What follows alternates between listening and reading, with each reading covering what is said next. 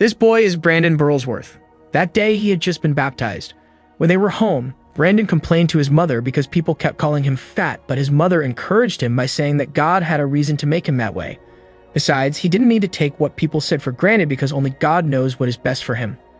Brandon had an older brother named Marty, who was 17 years older than Brandon.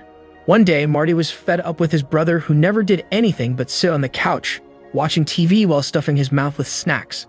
For a 12-year-old boy, Brandon had a bigger body than boys his age. No matter what Marty told him, Brandon didn't budge and kept doing what he liked. While looking at an American football player on the television, Brandon suddenly said that he wanted to be just like them. His mother just supported whatever Brandon wanted to do, despite not knowing whether he was serious or not. Their mother was a mother figure that will support whatever her children wanted as long as it is a good thing. At school, Brandon joined the football team. Since it was his first time playing and not knowing the rules, Brandon was scolded by his coach after messing up the match. Marty and his mother, who was watching at that time, were also ridiculed by other spectators. A high school coach named Coach Tice, who happened to be watching, then approached Brandon and encouraged him by saying that if he really intended to be a better player, then he had to be the first to come to practice and be the last to go home. After practice, Brandon was picked up by his father because that night he was going to stay at his father's house. Brandon's parents had been separated for a long time because his mother couldn't stand his alcoholic father anymore. Before leaving, Marty warned his father not to get drunk during Brandon's stay, but it turned out that Brandon's father's drinking habit hadn't gone away. In the morning, when Brandon saw his father drunk, he immediately called Marty to pick him up. When Marty got there, he told his father to never interfere with their life anymore. A few years later, Brandon entered high school and joined the high school football club. As Coach Tice said long ago, Brandon was always the first to come to practice, even before the coach. Coach Tice asked why Brandon always came early, even though he wasn't part of the main team. Brandon was confused because he was just doing what he was told. He then asked if Coach Tice thought he was just wasting time because, different from the others, he had to try hard first to get what he wanted.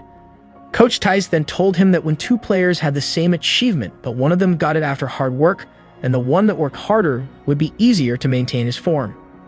That day, Brandon and Marty went to watch the University of Arkansas football team practice as well as to approach Coach Bender of Arkansas University.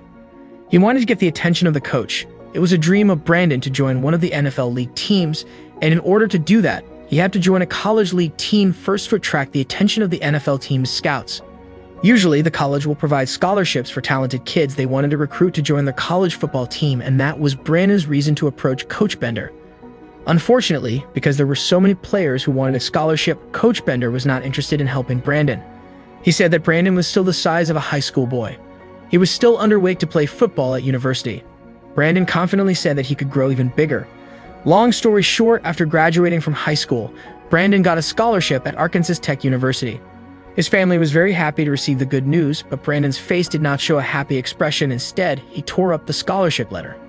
Apparently, Brandon wanted to enter the University of Arkansas, not Arkansas Tech University. So basically, he wanted to get a scholarship at the University of Arkansas so he could join his dream team, namely the Arkansas Razorbacks. Marty then explained that Brandon shouldn't waste the opportunity to get a bachelor's degree for free. Even Coach Tice also said that he wouldn't waste the chance. Up until high school graduation day, Brandon still refused to go to Arkansas Tech University. Marty was angry at Brandon, considering their family's economy was not stable enough, but Brandon insisted on enrolling in the University of Arkansas without a scholarship. Brandon didn't even think about how to pay semester fees and cover living expenses. At night, Brandon overheard his mother taking care of some bills. At that time, Brandon realized maybe his ego had gone too far. He had given up and was going to enter Arkansas Tech University, but it turned out that for the sake of his dream, his mother made a loan to the bank to pay for a whole year for Brandon to study at the University of Arkansas. Brandon was very happy and said that he would take advantage of that 1 year to be able to get a scholarship and return his mother's money. His mother sincerely supported Brandon as much as she could. The distance to campus was not too far from home. It only took about 90 minutes to drive to get there. Not only received support from his mother, but his brother also supported him by giving him a cell phone so he could call anytime if he needed something. When he arrived at his dream campus and was about to start attending training on the football team, Brandon became the subject of ridicule from other new players because his body was fat. Coach Bender indeed told him that he was underweight to join the football team, but that didn't mean he had to make himself fatter to meet the requirement. Coach Bender said that he might not be able to play as a starter. As per the rules there, Brandon, who is a walk-on player, only played a role in helping with the training of the scholarship players, but he still had a chance to prove himself capable to get a scholarship. During the training session, Brandon was the lowest in performance, which made him the jokes of the team. He had too much body fat, making him unable to move freely. Can't you? Obviously can't hit us. Not good enough. Go. After seeing Brandon's perseverance following training that day, Coach Bender approached him, then said that everything was not about strength and size, but the foundation of skills. He explained to all new players that the front and back players aren't the most skilled players, but those who put in effortless training for their gain. Instead, the midfield players are the true skilled players. Coach Bender didn't differentiate between any players, even though the players were walk-on players. Brandon was still given the same instructions and exercises as the other team members. Other coaches asked Coach Bender why he wanted to spend time training the walk-on players even though there were only 2 weeks before the season started. Coach Bender then replied that everyone had the same opportunity and that he believed they might find hidden talent if they gave the same chance for everyone. Some players who were selected to participate in the preparation for the season that year's game had been chosen, and Brandon failed to get the opportunity to compete, which meant he also didn't get the chance to get a scholarship that year. After practice, he approached Coach Bender and said that at the end of that year, he should be able to get a scholarship. Unfortunately, Coach Bender couldn't help him, so Brandon could only try to maintain his uniform until the next season, and if he failed the next season, he had to give up on his dream. Their quota was small and there were still many people waiting to fill the quota. Brandon's problem was not only that, but his classmates also continued to bully him. Brandon was considered strange with all the daily schedules he made and was also considered a mama's boy because every week, Brandon would meet his mother. Brandon felt discouraged and guilty to his mother, but when he told his mother that he didn't get a scholarship, his mother still encouraged him without regret. Wayne returned to college to practice as usual, but during practice, he almost injured a player. Coach Bender was angry with him, but he still helped Brandon when all the players were calling Brandon names. After finishing training, Coach Bender approached Brandon. Out of sympathy for Brandon's perseverance, Coach Bender decided to help Brandon lose weight. Since then, Brandon would start training first and finish practice later than others. Every day, his weight continued to drop and his playing technique was getting better, so his friends who used to bully him felt amazed by him. Oh boy, son. Come on. Hey. Line, through the line. Let's go. Attaboy. Watch it, big boy.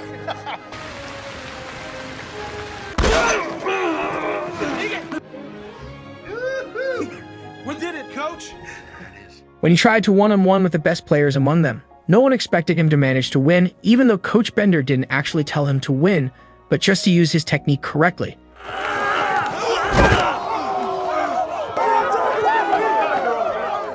Everyone was surprised by Brandon's change.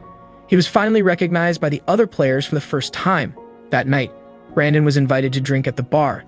His friends deliberately ordered a drink containing alcohol, even though they all knew Brandon did not drink alcohol.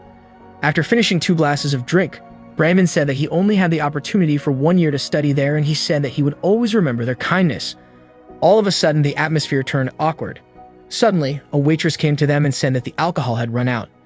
Knowing he was being pranked by his friends, he was very disappointed and left there. Feeling guilty for drinking the alcohol, Brandon decided to take a run in the pouring rain. His friend wanted to leave him alone, but because they felt guilty, they decided to run with him.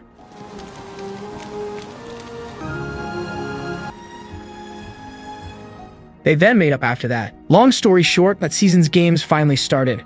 Their team supporters were so crowded that their voices were able to shake the whole stadium. The night after the game, Brandon was told by Coach Bender that he got a full scholarship from the University of Arkansas, so he could continue his studies and training. Brandon immediately told the happy news to his family. His mother and brother were very happy and did not expect Brandon to actually succeed in doing what he said. In 1997, during a match against Florida, Brandon's vision suddenly got blurred so he could not play well. At that time, immediately told his coach there was something wrong with his eyesight. That very day, Brandon was given glasses to help his vision. Seeing Brandon's new appearance with glasses made his teammates laugh because they felt funny. A few days later, Brandon received news that his father was hospitalized due to lung cancer. Brandon said that he would continue the training, but Coach Bender suggested that Brandon visit his father first. Finally, Brandon went with Marty to the hospital to visit their father. His father expressed his regrets to Brandon and asked him to take good care of his mother. Shortly after Marty and Brandon prayed for their father's recovery, their father sadly passed away. That season, the Arkansas Razorbacks were having a bad season after some losing streaks. Arkansas's Razorbacks then changed coach and planned to reform the team. Brandon asked Coach Bender what he could do to enter the NFL. Coach Bender told him to try his best to be All-American, an award for the best players in various sports in America. Unfortunately, it was Brandon's last year in the team. Coach Bender wasn't even sure the new coach would play Brandon, let alone get the All-American award. He told Brandon not to have too high hopes, as only less than 2% of college league players would be drafted into the professional NFL players, and they were talented people. Brandon thought he just needed to play well, but Coach Bender reminded him that football is a team game. Scouts usually only paid attention to teams that always win. The next day, the new coach found Brandon still at the training ground until late. Brandon said that they didn't need to reform the team because he planned to win in that year's game, the last year Brandon could play with a team. A few years later, the revival of Arkansas's Razorbacks started with a new coach and a new program. Knowing that it was his last year in college, he had to do his best with the team in order to achieve his dream. He then made a summer camp to train his friends the way he trained himself, and despite his friends almost losing it at the beginning and didn't want to bother in their last year, Brandon always encouraged and forced everyone to take part in the training. Set hit. They're still terrible. Since then, Brandon was also made the team captain by his coach. Their effort paid hugely as they managed to win their first match that season, and surprisingly, 57 walk-on players performed amazingly as an effect of what Brandon did. Victory after victory, they continued to achieve as their team's reputation increased. Brandon's habit began affecting his friends. Their supporters came back even bigger than before, and after going through 8 wins in 8 matches, they finally faced the best team in America at that time. The journey of the Arkansas Razorbacks that year became a legend for the world of sports, and Brandon became the main star who was predicted to be the best walk-on player in the history of university football. Finally, it was time for the match that everyone had been waiting for. The match was intense, with the score difference very close. Arkansas and the supporters were very confident that year would be their victory as the national champions, but at the last minute, Brandon accidentally tripped a friend who was carrying the ball. Sadly, thanks to that, their team lost the ball. Their hopes were dashed immediately. In the end, they had to accept defeat, and the title of the best team in America was still held by Tennessee. After the match, Brandon approached his friend who had stumbled to apologize. He told his friend to say something so people wouldn't blame him. Brandon didn't want his friend to be blamed for what he did, but his friend said it wasn't his fault. Falling is part of the game, but it doesn't give the right to drop the ball. Still with guilt, Brandon said the ball wouldn't have fallen if his feet weren't in the way. His friend asked him to let him take the consequences for dropping the ball and not have to feel guilty about him. Brandon then cried in Coach Bender's arms. A few days later, Brandon and his family were shocked by the announcement of the All-America Award winner as Brandon's name was announced to win the award. Brandon and his family were extremely happy with the news because it meant that Brandon would be recruited to become a professional NFL player, and sure enough, Brandon was immediately recruited by the Indianapolis Colts. After officially joining the team, Brandon followed the Indianapolis Colts minicamp activities as the youngest. Unexpectedly, Brandon was immediately appointed to be a starter for the next season's game. He felt happy and weird at the same time because usually, to get what he wanted, he had to work really hard first. But for the first time in his life, something he wanted coming so easily. His coach said it wasn't easy because Brandon had worked hard for years to get it. Sometime later, Brandon met his coach and teammates again in Arkansas. He was invited to attend his own farewell party. He said he couldn't come because he had an appointment with his mother that night, and tomorrow he had to go back to Indianapolis. Brandon admitted that he always missed home when he arrived in Arkansas. After that, he drove home, and at the same time, Marty was also on his way home. As soon as Marty arrived, he was surprised by some police cars that were parked on the porch and his mother's hysterical voice from the house. It turned out that the police came to inform him that Brandon had an accident that sadly claimed his life. That reality stopped Marty's world for a moment, but his thoughts were gone after his mother screamed his name. They never thought Brandon would go so fast at the age of only 22 when he had just managed to fulfill his dream of joining the NFL team. At the funeral, Marty said to his mother why Brandon, who had worked hard and was only about to enjoy the results, was taken away so quickly by God. His mother answered that the answer to that question was only in Brandon's life.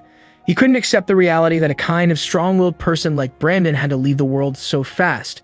But then these thoughts disappear when they realize that Brandon has succeeded in inspiring many people. Could only see the inches right in front of his face.